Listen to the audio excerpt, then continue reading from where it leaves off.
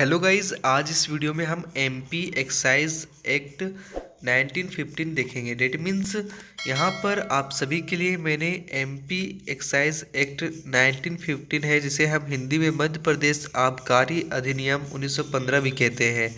इस एक्ट को हम इस वीडियो के द्वारा समझेंगे और साथ में जितने भी लॉ कैंडिडेट्स हैं जो लॉ का पढ़ाई कर रहे हैं या फिर अगर करेंटली में रिसेंट में अभी एडीपीओ एग्ज़ाम का फॉर्म निकला हुआ है और भी बहुत ऐसे एग्ज़ाम होते हैं जहां पर इस चैप्टर से आपका एमसीक्यू क्वेश्चन एग्ज़ाम के लिए पूछा जाता है। तो अगर आप इस वीडियो को कंप्लीट देख लेते हैं, और इस वीडियो को 2 पार्ट में मैं बनाऊंगा, जिसे पार्ट 1 ये होने वाला है और सेकेंड पार्ट में टोटल में इस बेयर एक्ट को कवर करूंगा।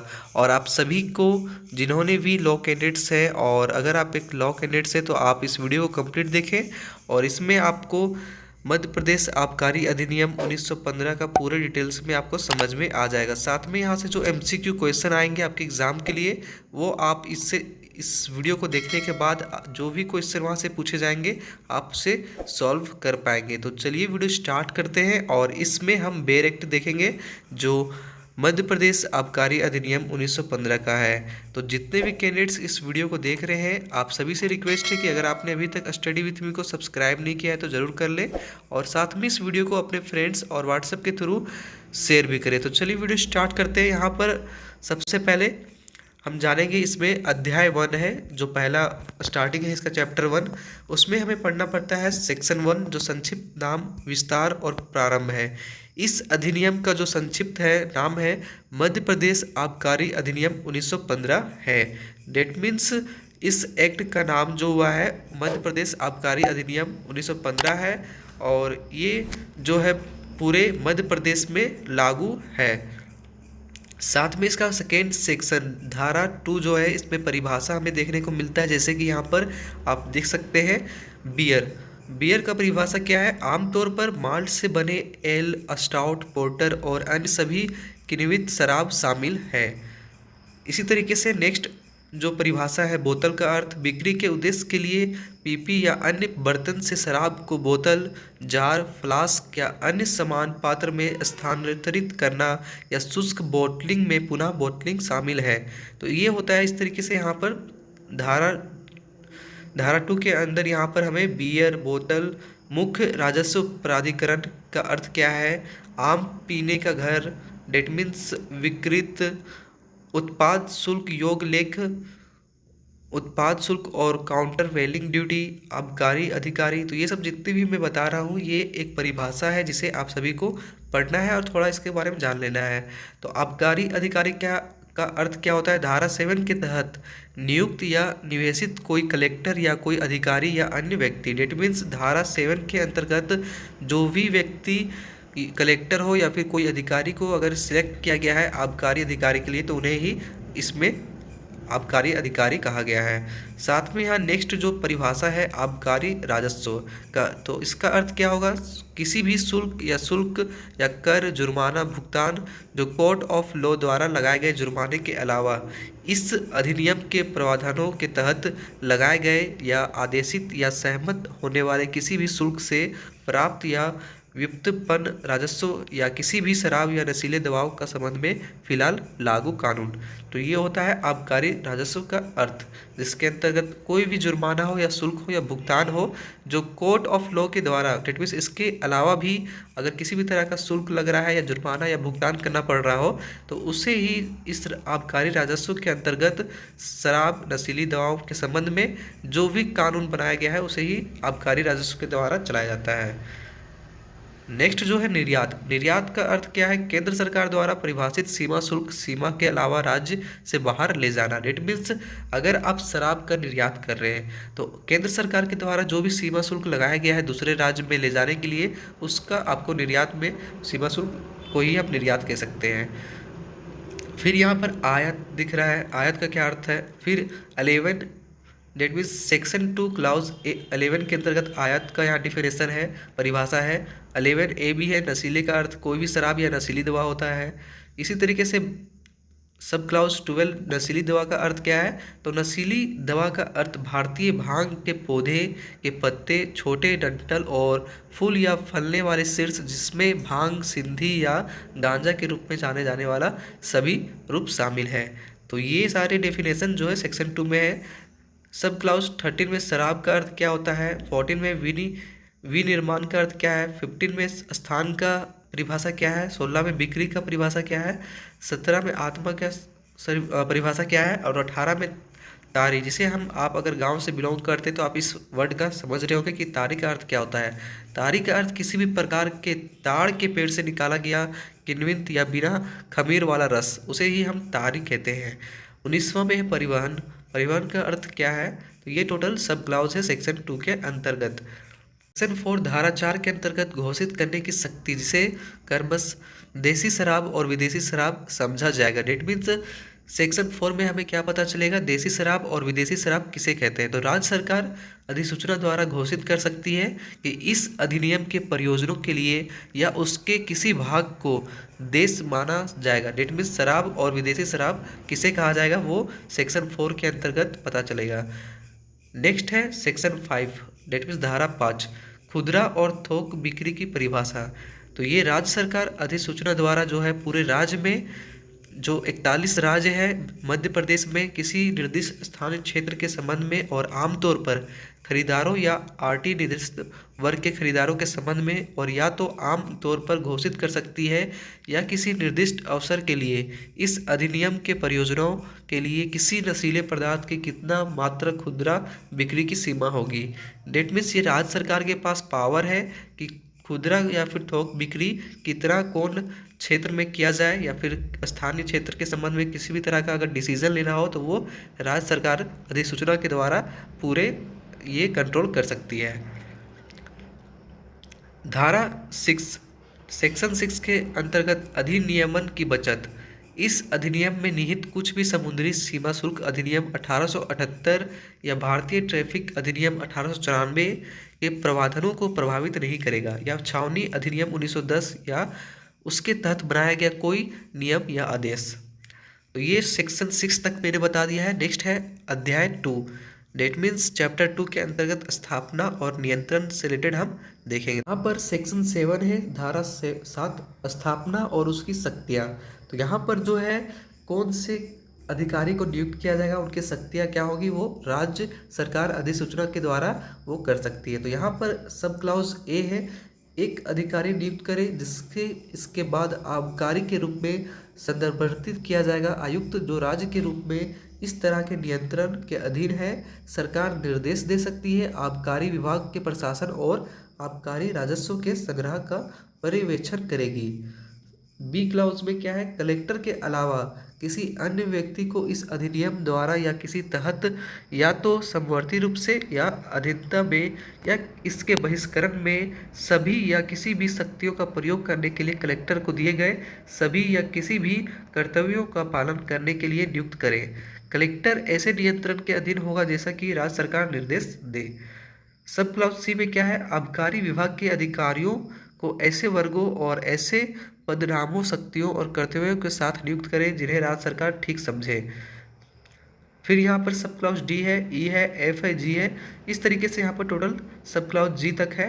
तो ये जो यहाँ से एमसीक्यू क्वेश्चन आएंगे कि किस सेक्शन के द्वारा, डेट मीन्स किस धारा के अंतर्गत कोई भी कलेक्टर या अधिकारी को नियुक्त किया जाएगा और उनकी पावर जो है दिया जाएगा। तो सेक्शन 7 यहाँ पर डायरेक्ट क्वेश्चन इस तरीके से पूछे जाएंगे, तो ये आपको कर लेना है।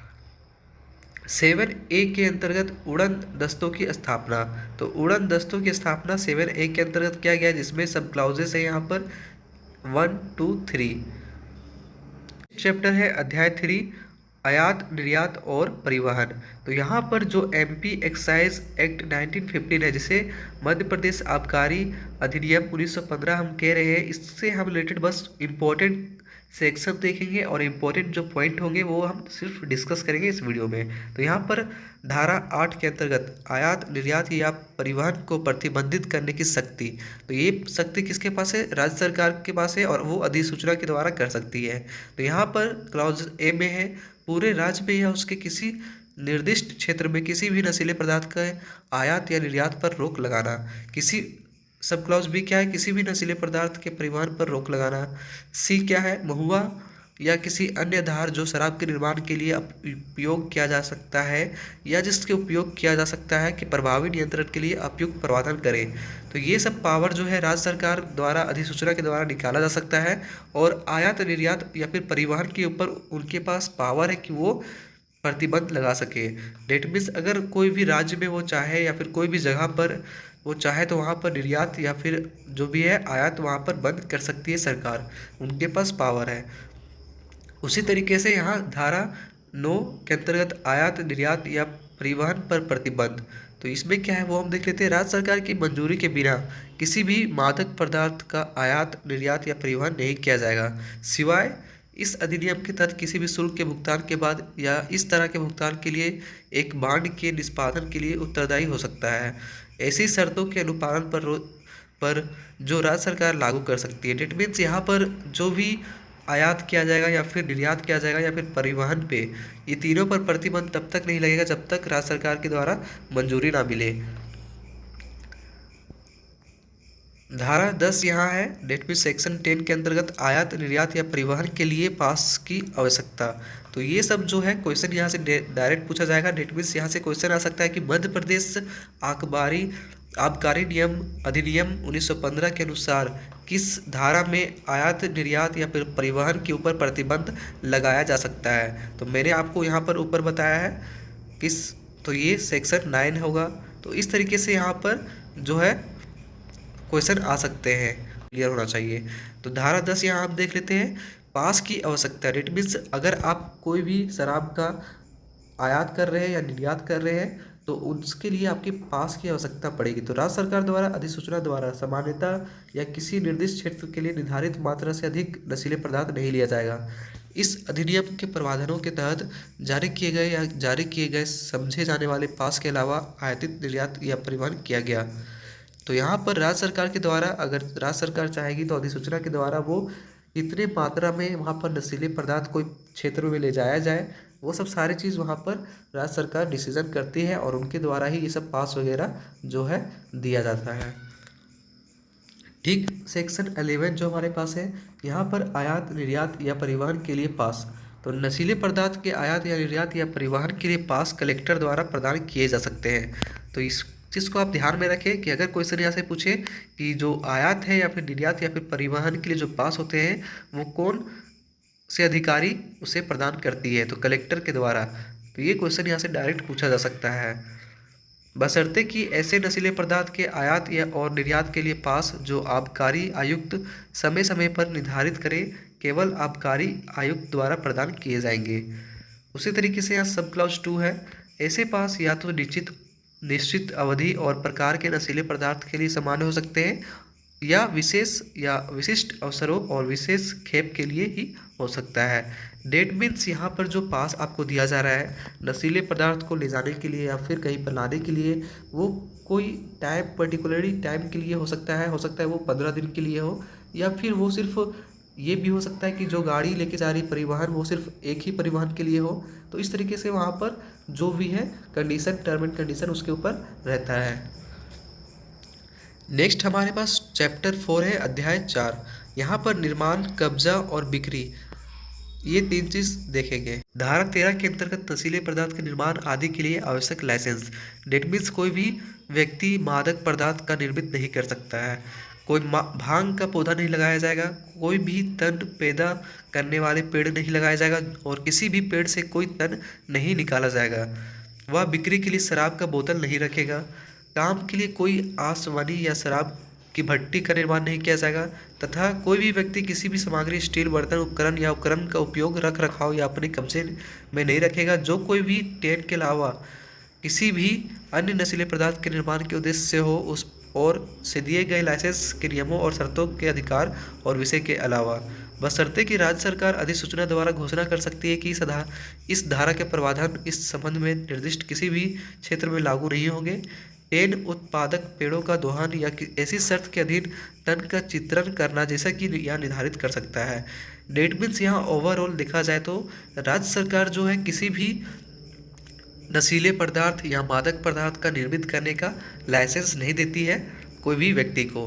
किसी तरह का भांग का पौधा या फिर उसका तना या फिर उसके शराब की बोतल को बिक्री करने के लिए ये सब कोई भी आदमी नहीं कर सकता है। उसके लिए वहाँ पर लाइसेंस की ज़रूरत पड़ती है जो राज्य सरकार के द्वारा दिया जाता है। तो ये सब चीज़ ध्यान में रखना है, और जो लाइसेंस जिन्हें राज्य सरकार प्रोवाइड करती है अधिसूचना के द्वारा, उन्हें ही ये सब काम करने की ज़रूरत है, और वो भी टर्म एंड कंडीशन के साथ। तो ये क्वेश्चन यहाँ से डायरेक्ट पूछा जाएगा जो सेक्शन 13 है कि नशीले पदार्थ का जो निर्माण है उनके लिए आवश्यक लाइसेंस लिया जा सकता है, किस अधिनियम या फिर किस धारा के अंतर्गत दिया हुआ है। तो सेक्शन 13 के अंतर्गत यहाँ पर आवश्यक लाइसेंस की ज़रूरत पड़ती है। नेक्स्ट है धारा 14 आस। सेक्शन 14 यहाँ है आसवनी और भांडागारों की स्थापना या अनुज्ञापन। तो आबकारी आयुक्त करती है ये सब चीज़। एक आसवनी स्थापित करना जिसमें राज्य सरकार द्वारा लागू की जाने वाली शर्तों पर धारा 13 के तहत दिए गए लाइसेंस के तहत स्प्रिट का निर्माण किया जा सकता है। डेट मीन्स जो भी यहाँ पर एक तरीके से कह सकते हैं कि कोई भी व्यक्ति जिन्हें लाइसेंस दिया गया है, वही राज्य सरकार के द्वारा जिन्हें लाइसेंस दिया गया है वही ये सब का निर्माण कर सकती है और वो चला सकती है। और साथ में सरकार के पास ये शक्ति है कि उसे बंद भी करवा सके, और लाइसेंस पर जो भी शर्त है राज्य सरकार द्वारा लगा सकती है, और भट्टी का निर्माण और कार्य करना ये सब सारी चीज़ ये कर सकते हैं। साथ में यहाँ क्लॉज डी में दिया हुआ है एक गोदाम की स्थापना या लाइसेंस जिसमें कोई भी मादक पदार्थ शुल्क के भुगतान के बिना जमा किया जा सकता है और रखा जा सकता है, लेकिन राज्य सरकार द्वारा निर्देशित शुल्क के भुगतान के अधीन। डेट मीन्स आप गोदाम की स्थापना करें या फिर मादक पदार्थ के शुल्क का जो भुगतान है वो बिना जमा किया जा सकता है, लेकिन आपको जो राज्य सरकार द्वारा शुल्क देने को कहा गया है उसके अधीन आपको ये सब सारे वर्क करना पड़ेगा साथ में लाइसेंस के साथ, और ऐसे किसी भी गोदाम को बंद भी करवा सकती है। तो ये सेक्शन 14 के अंतर्गत है। और नेक्स्ट सेक्शन है यहाँ 15। तो आसवनी शराब की भट्टी या भंडारण की जगह से हटाने पर शुल्क का भुगतान। डेट मीन्स राज्य सरकार की मंजूरी के बिना इस अधिनियम के तहत स्थापित या लाइसेंस प्राप्त किसी भी आसवनी शराब की भट्टी या गोदाम या भंडारण के अन्य स्थान से कोई भी नशा नहीं हटाया जाएगा जब तक कि कोई अध्याय 5 के तहत देय का भुगतान किया गया है या उसके भुगतान के लिए एक बांड निष्पादित किया गया है। तो ये जो है आप सभी के लिए जो धारा 15 के अंतर्गत कोई भी आसवनी हो या शराब की भट्टी हो या भंडारण हो वो बिना भुगतान किए गए नहीं हटाया जा सकता है। यहाँ पर सेक्शन 16 है धारा 16 आमतौर पर नशीले पदार्थ पर कब्जा। डेट मीन्स राज्य सरकार अधिसूचना द्वारा किसी भी नशीले पदार्थ के कब्जे के लिए मात्र की एक सीमा निर्धारित कर सकती है। डेट मीन्स यहाँ पर जो कहा जा रहा है राज्य सरकार कोई भी लाइसेंस अगर दे रही है व्यक्ति को तो उनके पास मादक पदार्थ की जो मात्रा है वो एक निर्धारित सीमा से अधिक नहीं होनी चाहिए, और नियमों और शर्तों के अनुसार वो सब सारा वर्क होना चाहिए। साथ में ऐसे नशीले पदार्थ का निर्माण, खेती या संग्रह या बिक्री या आपूर्ति के लिए लाइसेंस होना जरूरी है, जो मादक द्रव्य के आयात या निर्यात या परिवहन के लिए पास भी जरूरी है। तो इस अधिनियम के तहत दिया गया परमिट आपके पास होना चाहिए। साथ में यहाँ पर सेक्शन सब क्लाउजेस 3 में जो भी उपधारा 2 दिया हुआ है उपधारा 2 में किसी भी विदेशी शराब पर लागू नहीं होगी। धारा 17 सेक्शन 17 के अंतर्गत मादक द्रव्य की बिक्री के लिए आवश्यक लाइसेंस जो कोई भी मादक द्रव्य प्राधिकरण के अधीन और इस संबंध में दिए गए लाइसेंस के नियमों और शर्तों के अधीन के अलावा बेचा जाएगा। तो यहाँ पर जो भी मादक द्रव्य का बिक्री है उसके लिए आवश्यक लाइसेंस होना जरूरी है, और उसके लाइसेंस के नियमों और शर्तों के अधीन ही वो सारे काम किए जाएंगे। तो यहाँ पर देख सकते हैं सब क्लाउजेस भी दिया हुआ है इसके अंतर्गत। नेक्स्ट जो हमारे पास है धारा 18 सेक्शन 18 निर्माण आदि के अधिकार का पट्टा देने की शक्ति। तो राज्य सरकार किसी व्यक्ति को ऐसी शर्तों पर और ऐसी अवधि के लिए जो वह ठीक समझे पट्टे पर दे सकती है, उनके पास अधिकार है। डेट मीन्स विनिर्माण या थोक द्वारा या दोनों की आपूर्ति करने के लिए या फिर थोक या फुटकर बिक्री द्वारा। तो ये सब जो है डेट मीन्स राज्य सरकार कोई भी व्यक्ति को शर्त पर और एक अवधि के लिए ही वो जैसा ठीक समझे राज्य सरकार उनके द्वारा ये लाइसेंस दिया जा सकता है, किन्हें किसी भी व्यक्ति को अधिकार दिया सकता है। धारा 19 के अंतर्गत पट्टेदार की टारी निकालने की अनुमति। डेट मीन्स अगर कोई ताड़ी निकाल रहा है तो उसके पास अनुमति होना जरूरी है। जहां धारा 18 के तहत टेन बनाने का अधिकार पट्टे पर दिया गया है, राज्य सरकार यह घोषणा कर सकती है कि पट्टेदार का टेन निकालने की लिखित अनुमति का वही बल और प्रभाव होगा जो उसके लिए कलेक्टर से लाइसेंस के रूप में होगा।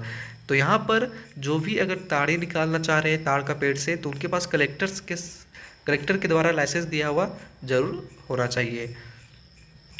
तो ये क्वेश्चन यहाँ पर डायरेक्ट पूछा भी जा सकता है एग्जाम में कि मध्य प्रदेश आबकारी अधिनियम 1915 के अंतर्गत कौन सी धारा में पट्टेदार की ताड़ी निकालने की अनुमति लिया जाता है। तो सेक्शन 19 के अंतर्गत, तो ऑप्शन में दिया रहेगा सेक्शन 19, तो आपको वही उसी को टिक कर देना है। तो इस तरीके से क्वेश्चन आपके एमसीक्यू क्वेश्चन एग्जाम में पूछे जाएंगे।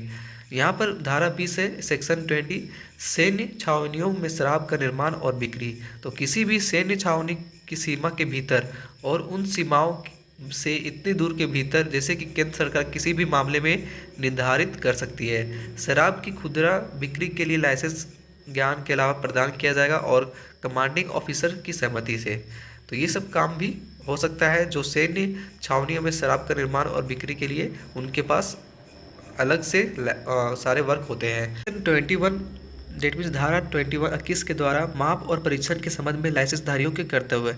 तो यहाँ पर प्रत्येक व्यक्ति जो इस अधिनियम के तहत दिए गए लाइसेंस के तहत किसी नशीले पदार्थ का निर्माण या बिक्री करता है, वह बाध्य होगा कि आबकारी आयुक्त द्वारा निर्धारित उपायों, बाटों और उपकरणों के साथ खुद को आपूर्ति करने के लिए और लाइसेंस प्राप्त परिसर से में उन्हें अच्छी स्थिति में रखने के लिए तथा उक्त आबकारी अधिकारी की आवश्यकता के अनुसार किसी भी समय अपने कब्जे में किसी भी मादक द्रव्य को मापने, वजन करने या परीक्षण करने के लिए किसी भी समय विधिवत अधिकार प्राप्त किसी भी आबकारी अधिकारी की आवश्यकता पर है।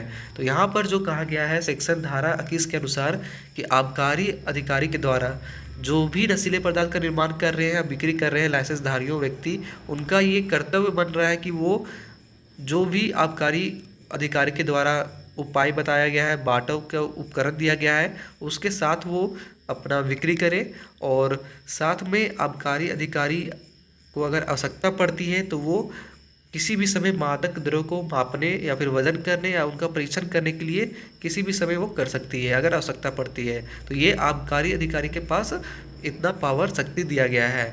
तो ये क्वेश्चन यहाँ से डायरेक्ट भी पूछा जाएगा कि माप और परीक्षण का संबंध में किस अधिकारी या फिर जो आबकारी अधिकारी को दिया गया है पावर, वो किस धारा के अंतर्गत दिया गया है। तो 21 सेक्शन 21 के अंतर्गत दिया गया है। धारा है 22, 21 वर्ष से कम आयु के पुरुष व्यक्तियों और महिलाओं के नियोजन का प्रतिषेध। डेट मीन्स कोई भी व्यक्ति जिसे अपने परिसर में उपभोग के लिए नशीले पदार्थ को बेचने के लिए लाइसेंस प्राप्त है, उस समय के दौरान जिसमें ऐसे परिसर का व्यवसाय के लिए खुला रखा जाता है, खाली या किसी भी महिला के 21 वर्ष से कम आयु के किसी पुरुष को परिश्रमिक सहित या उसके बिना नियोजित करने की अनुमति ऐसे परिसर के किसी भी हिस्से में जहां जनता द्वारा इस तरह के मादक द्रव्य का सेवन किया जाता है। तो टोटली यहाँ पर जो कहा गया है, कोई भी व्यक्ति हो, पुरुष हो या फिर महिला हो, उन सभी को प्रतिषेध किया गया है। अगर उनके 21 वर्ष से कम आयु है तो उन्हें ये सब मादक नशीले पदार्थ का सेवन करना नहीं देना है, जिन्हें भी लाइसेंस ये प्राप्त है। तो ये चीज़ ध्यान में रखना है।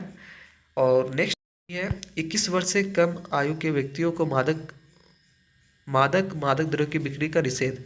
और साथ में जो भी 21 वर्ष से कम है, जो भी व्यक्ति का जो आयु है वो 21 वर्ष से कम है, तो उस तरह के व्यक्ति के पास किसी भी तरह का बिक्री करने का लाइसेंस प्राप्त नहीं दिया जा सकता है। कोई भी व्यक्ति 21 वर्ष से कम जिनका उम्र है वो उन्हें लाइसेंस किसी भी तरह का मादक द्रव्य बेचने का लाइसेंस प्राप्त नहीं दिया जाएगा। और इस तरीके का दवा उन्हें बेचने का वितरित सरकार के द्वारा नहीं कहा गया है। अगर वो ऐसा करते हैं तो उन्हें इसके तहत में जो भी यहाँ पर अपराध दंड जो होगा उसे भरपाई करना पड़ेगा। 23A के अंतर्गत शराब से संबंधित विज्ञापनों का निषेध। साथ में जो मध्य प्रदेश आबकारी अधिनियम है उसमें 23A के अंतर्गत कोई भी शराब से संबंधित विज्ञापन नहीं कर सकता है। कोई नोटिस, परिपत्र, लेबल या रेपर या अन्य दस्तावेज के ऊपर अपने विज्ञापन नहीं लगा सकते हैं। मौखिक रूप से या प्रकाश या ध्वनि या धुएं के उत्पादन या संचारण के किसी भी माध्यम से की गई कोई भी घोषणा नहीं कर सकते हैं। तो ये यहाँ पर सेक्शन 23 के अंतर्गत 23A के अंतर्गत शराब से रिलेटेड कोई भी विज्ञापन पर प्रतिबंध लगाया गया है राज्य सरकार के द्वारा। नेक्स्ट जो हमारे पास सेक्शन है 24, सार्वजनिक शांति के लिए दुकानों को बंद होना। अगर जिला मजिस्ट्रेट चाहे जो भी लाइसेंस धारी को लिखित नोटिस के द्वारा वो दुकान बंद करवा सकती है।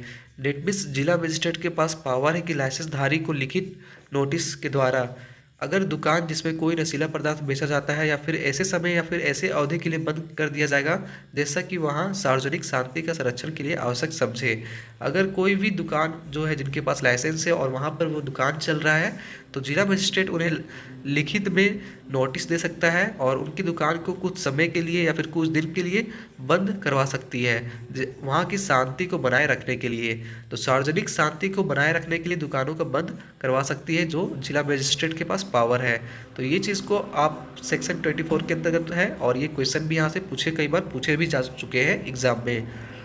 इसके सब क्लास 2 में है, यदि किसी दुकान के आसपास गैर कानूनी जमवाड़े का दंगा पकड़ा जाता है या होता है तो किसी भी वर्ग का मजिस्ट्रेट जो मौजूद हो ऐसी दुकान को ऐसी अवधि के लिए बंद रखने की मांग कर सकता है जो आवश्यक हो।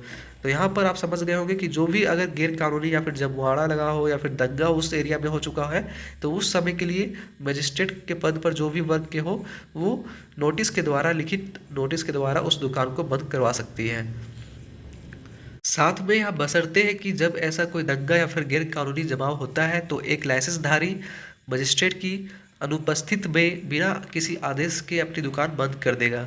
तो यहाँ पर अगर मजिस्ट्रेट वहाँ पर अनुपस्थित है तो वो अपना दुकान बंद करने के लिए कर्तव्य उनका बनता है कि वो दुकान अपना बंद कर दे। यहाँ पर सब क्लाउज 3 है, जब कोई मजिस्ट्रेट उपधारा 2 के तहत आदेश जारी करता है तो वह तुरंत कलेक्टर को अपनी कार्यवाही और उसके कारणों के बारे में सूचित करेगा। नेक्स्ट है अध्याय 5 चैप्टर 5 के अंतर्गत कर्तव्य और शुल्क के बारे में हमको पढ़ना है। तो देख लेते हैं यहाँ पर सेक्शन 25 उत्पाद शुल्क योग्य वस्तुओं पर शुल्क। डेट मीन्स यहाँ पर इस सेक्शन के द्वारा जो कहा गया है शराब में या फिर जो मादक का जो आयात है निर्यात है या फिर उसका परिवहन का है उस पर क्या शुल्क लगाया जाएगा वो सेक्शन 25 के अंतर्गत पढ़ना होता है। और इसमें जो भी शुल्क लगाया जाएगा वस्तुओं को ऊपर वो सेक्शन 25 के अंतर्गत दिया हुआ है। तो ये क्वेश्चन यहाँ से डायरेक्ट पूछा जाएगा जो आयात निर्यात या फिर परिवहन के ऊपर है। नेक्स्ट सेक्शन है 26 धारा 26 के अंतर्गत इस तरह के शुल्क लगाने के तरीके। डेट मीन्स जो वस्तु के ऊपर मादक हो या फिर किसी भी तरह का नशीले पदार्थ दवाओं या फिर भांग की खेती हो तो इस तरीके का जो किया जा रहा है या फिर आयात किया जा रहा है निर्यात किया जा रहा है या परिवहन के ऊपर जो शुल्क लगता है वो किस तरीके से लगेगा और उनके तरीके क्या है वो सेक्शन 26 के अंतर्गत हम सभी को पढ़ना है धारा 26 के अंतर्गत। नेक्स्ट सेक्शन है सेक्शन 27 धारा 27। इसमें पट्टों के अनुदान के लिए भुगतान। डेट मीन्स जो भी लीज में दिया जाता है उनके लिए क्या भुगतान है वो चीज़ सेक्शन 27 के अंतर्गत पढ़ना है। और इसमें जो भी राशि तय की जाती है राज्य सरकार के द्वारा उसका भुगतान करना पड़ता है। इसमें जो लाइसेंस दिया जाता है या फिर प्रत्येक वर्ष जो स्टार्टिंग जो भी वर्ष में राशि को बढ़ाने या फिर घटाने को लेकर है जो लाइसेंस दिया जाता है लीज पर और पहले की तारीख डेट मीन्स प्रत्येक वर्ष के प्रारंभ में पहले की तारीख में वृद्धि या फिर कमी उसमें किया जा सकता है। ये सब सारी जो शक्ति है वो शामिल है और ये राज्य सरकार के द्वारा राशि को बढ़ाया भी जा सकता है या फिर उसको घटाया भी जा सकता है जो वित्त वर्ष के प्रारंभ के पहले तारीख को होता है। और इसमें लीज का भुगतान करना पड़ता है जो भी लाइसेंस लिए होते हैं। और इसमें 27(1) के अनुसार संविधान के प्रारंभ में लगाए जाने वाले कर्तव्यों के लिए बचत। डेट मीन्स जब तक संसद के द्वारा इसके विपरीत में कोई भी प्रावधान नहीं होगा तब तक राज्य सरकार को पावर है उनके पास शक्ति है कि कोई भी शुल्क को वो जारी रख सकते हैं और उस पर बढ़ाया या फिर उस पर बढ़ाकर या फिर घटाकर वो ले सकते हैं। तो ये राज्य सरकार के पास शक्ति है। नेक्स्ट चैप्टर 6 है हमारे पास अध्याय 28 है लाइसेंस आदि का फॉर्म और शर्त। डेट मीन्स इस अधिनियम के तहत में यहाँ पर परमिट या फिर पास या फिर लाइसेंस के लिए जो भुगतान दिया जाता है एक अवधि के लिए डेट मीन्स कोई भी समय के लिए और साथ में यहाँ पर जो भी प्रतिबंध लगाया जाता है जो भी शर्त रहते हैं वो सारी चीज़ फॉर्म को फिलअप करना होता है और उसके शर्त को ध्यान में रखते हुए उन्हें लाइसेंस प्रोवाइड किया जाता है जो सेक्शन 28 के अंतर्गत होता है। और इसमें जो उपधारा है के तहत निर्धारित शर्तों की आवश्यकता हो सकती है। अन्य बातों के साथ लाइसेंस धारी को बिक्री के लिए उठाने के लिए उसकी दुकान के लिए निर्धारित देसी शराब या फिर भारतीय निर्मित शराब की न्यूनतम मात्रा और निर्धारित दर पर दंड का भुगतान करने की आवश्यकता हो सकती है, कम मात्रा में उठाई गई शराब। तो यहाँ पर जो है, जो भी लाइसेंसधारी है, जो भी बिक्री कर रहे हैं या फिर दुकान चला रहे हैं देसी शराब का या फिर भारतीय निर्मित शराब हो, तो उन्हें सारे चीज़ को ध्यान में रखते हुए भुगतान भी करना पड़ेगा, जो न्यूनतम मात्रा राज्य सरकार, मध्य प्रदेश के राज्य सरकार के द्वारा तय किया गया है। यहाँ पर 28A, सेक्शन 28A के अंतर्गत पर्यवेक्षण प्रभारों की भुगतान। तो यहाँ राज्य सरकार लिखित रूप में सामान्य या विशेष आदेश द्वारा किसी भी मादक विकृत स्पिरिटिक तैयार या भंग के निर्माण, आयात, निर्यात, परिवहन, भंडारण, बिक्री, खरीद, उपयोग, संग्रह या खेती का निर्देश दे सकती है। ऐसे आबकारी कर्मचारियों का पर्यवेक्षण, जैसा कि आबकारी आयुक्त इस संबंध में नियुक्त करना उचित समझे, और या कि मादक या विकृत स्पिरिटिक तैयारी का निर्माण, आयात, निर्यात या परिवहन, भंडारण, बिक्री करे, उपयोग, संग्रह या खेती करने वाले व्यक्ति को भुगतान करना होगा। इस संबंध में राज्य सरकार द्वारा लगाए जा सकने वाले पर्यवेक्षण प्रभारों के लिए राज्य सरकार, बशर्ते कि राज्य सरकार किसी भी वर्ग के लिए व्यक्ति या किसी संस्था को ऐसे लेवी के पूरे या किसी हिस्से का भुगतान करने से छूट दे सकती है। डेट मीन्स जो भी भुगतान किया जाएगा, राज्य सरकार जिन्हें ये लाइसेंस प्रोवाइड करती है मादक या फिर किसी भी तरह का भांग का निर्माण करने, उनका आयात करने, निर्माण, परिवहन, निर्यात करने, ये सब सारे बिक्री खरीद को लेकर उनमें जो भुगतान करना होगा वो राज्य सरकार उसमें कुछ छूट भी दे सकती है, और ये सब सारे आबकारी आयुक्त के द्वारा किया जाएगा। नेक्स्ट जो धारा है सेक्शन 29, लाइसेंसधारी से सुरक्षा लेने की शक्ति। डेट मीन्स इस अधिनियम के तहत लाइसेंस देने वाले किसी भी प्राधिकरण को लाइसेंसधारी को अपने लाइसेंस के कार्यकाल के अनुरूप समकक्ष समझौते का निष्पादित करने और ऐसे समझौते के प्रदर्शन के लिए ऐसी सुरक्षा देने या ऐसी जमा करने की आवश्यकता हो सकती है, या दोनों का प्रदान करने के लिए ऐसा प्राधिकरण उचित समझे। तो यहाँ पर जो लाइसेंस है, लाइसेंसधारी है, उनसे सुरक्षा भी लिया जा सकता है, जो राज्य सरकार लेती भी है। तो ये 29 धारा में दिया हुआ है। नेक्स्ट धारा है 30, सेक्शन 30, तकनीकी खामियां, अनियमितताएं और चूक। इस अधिनियम के तहत दिए गए किसी भी लाइसेंस को केवल किसी तकनीकी दोष, अनियमितता या लाइसेंस में चूक या फिर उसके अनुदान एक से पहले की गई किसी भी कार्यवाही में कारणों में अमान्य नहीं माना जाएगा। डेट मीन्स अगर किसी भी तरह तकनीकी खामियां हो गया, आबकारी जो किसी भी तरह गलती हो गया, तो उसमें जो भी तकनीकी दोष रहेगा उसमें किसी भी तरह का अमान्य नहीं या फिर किसी भी तरह की कार्रवाई नहीं किया जाएगा।